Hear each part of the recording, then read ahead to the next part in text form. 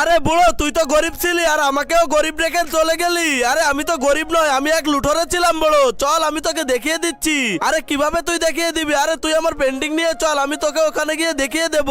নিয়ে চল ওখানে আমাকে। আরে পুতা, ওই দেখ জাদুর দরজা। চলো দাদা, খাজনা নিয়ে আসি। শোন, ওই দরজা তুই খুলতে পারবি না। ওই দরজা খুলতে হলে আমাকে ওই দরজা ছুতে হবে, কিন্তু তুমি তো মারা গেছো। শোন, আমাকে জলপরীর কাছে নিয়ে চল। এই পুকুরে একটা পাথর ফেল। আমি হলাম এই নদীর রাজা, আমি কারোর ইচ্ছে অর্ধেক রেখে যাই না। এই জলপরীকে বল আমাকে জীবিত করতে। আরে জলপরী, আমার দাদাজিকে জীবিত করে দাও। আমি তো একে জিন্দা করতে পারবো না। এর ফুল নাম বল। এর ফুল নাম হলো সম্রানজি।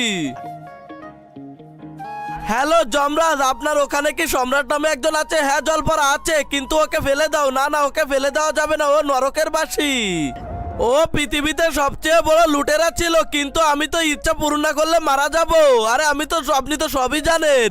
আরে কি করব এখন? আরে ওর লাশ গিয়ে নিয়ে এসো। আরে কি লাশ? আরে লাশ তো আমি আনতে পারবো না, তাহলে তো হবে না। আরে লাশ না আনলে আমাকে কিছু একটা করো। আরে তোমাকে কিছু একটা করতে পারবো, কিন্তু তোমাকে বৃদ্ধ হতে হবে। আচ্ছা, আমাকে বৃদ্ধ করে দাও। বৃদ্ধ বয়সে জোয়ান বয়সে টাকা নেবো। ইয়ে, আরে সোমনাথ, তোর পুণ্যজন্ম হয়ে গেছে, তুই পৃথিবীতে চলে যা। আমি ফিরে এসেছি আবার। এইবার আমি দরজা খুলবো এবং সমস্ত সম্পত্তি নিয়ে যাব এবং দুনিয়ার সবচেয়ে বড় লোক হয়ে যাব। আরে পুলিশ কোথা থেকে এলো? আরে সোমনাথ, তুমি বহুত লুট করেছো, আজকে তোমাকে জেলের ভাত খাওয়াবো। চল আমাদের সাথে। তার আগে তুমি যদি এক বস্তা টাকা চাও তাহলে একটা লাইক করে দাও, আর যদি মাকে চাও তাহলে লাইক সাবস্ক্রাইব দুটোই করে দাও, আর কোনটি চাও তা কমেন্টে বলে যাও।